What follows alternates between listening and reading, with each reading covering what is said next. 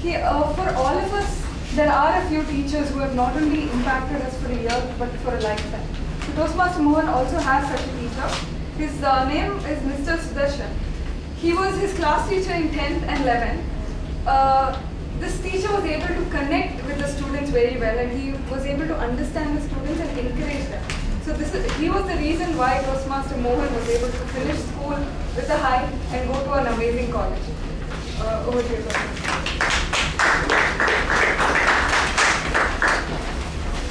So good evening, everyone. Good evening. A, be damned, I am damned. Okay, it's a new twist to airplane travel. Because it's always difficult to come up with topics and there are thousands of speeches on airplane travel. So we gave a new twist to the airplane travel, and especially taking it for a persuasive speech is frankly challenging, and you did a great job. And the simple theme is, do you want to be a passenger with good attitude, and can you be one, right? That's a whole message I took away, and it's a very key message. We all see when we land from Mumbai to Chennai, come from abroad, we see everybody stacking up on one another. But whether you like it or not, it's unfortunately not very disciplined, while boarding or getting off, or even the seat etiquettes, right? So several things as a natural speaker you brought out.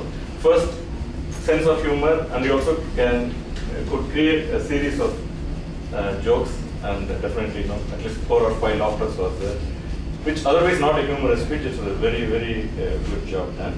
Second thing is you took core issues like seat etiquette, when people deboard, and even before you check in. So what are the issues which all of us face? And when there is a irritated passenger, even the airline company cannot do anything. Like, they can't own the passengers. So you took all those issues, strung them together, and created a very good persuasive speech.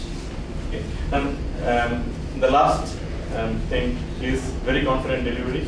You're absolutely smooth from the beginning to end. And what I also liked is the opening to closing you connected very well. You started off with questions, connected with the audience. You set the tone for what you're going to talk about, and also you ended right with the attitude and connected to the opening. Overall, very well done. Now CC9, unfortunately, warrants some critical feedback, because you crossed all the initial CCs and almost you're at the end of the journey. The very first thing is, in a persuasive speech, the ill or the problem has to be absolutely clear. Like you can take I'm just giving an example. This was a perfect topic, and a difficult one, you wove a very good story. But the ill, in my opinion, you could have worked a little more. And one of the ways of doing it is, the very first part of the speech didn't connect with the core problem of the speech.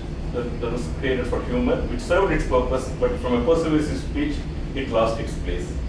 So the best way could have been just take those 3 issues: seat etiquette, check-in, boarding, deboarding. Let's say 3 categories. Work on them. How a bad passenger with bad attitude can ruin your journey. So don't be one, right? Be a good passenger. If you have done that and then finished with the call of action, it would have been a wonderful speech. All the elements were there. It is just knocking off some of the text which we are passionate about, and then ruthlessly, right? That's a very difficult job. And then putting the text which matters would have made it a better speech. And second thing, suggestion is both in terms of gestures and movement. Most of us struggle with that. Of course, we should begin. If you watch Vidya very closely, we all get that. So be very definitive on a gesture. Show a passenger. And when you make a point, don't move. So I'm combining 2 things, right? The body language. Both gestures and movement. Make your gestures very firm. Don't move.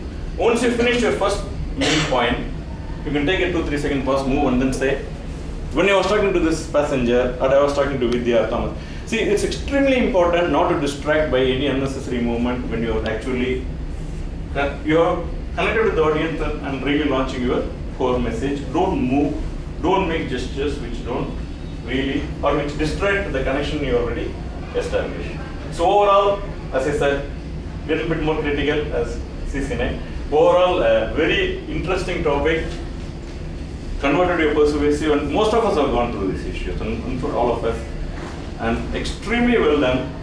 Only if you had knocked off unemotionally some of the extraneous text and as a good speaker, if you had actually passed new firm gestures and moving on purpose, it would have been absolutely top-notch CCNA. All the best for your future.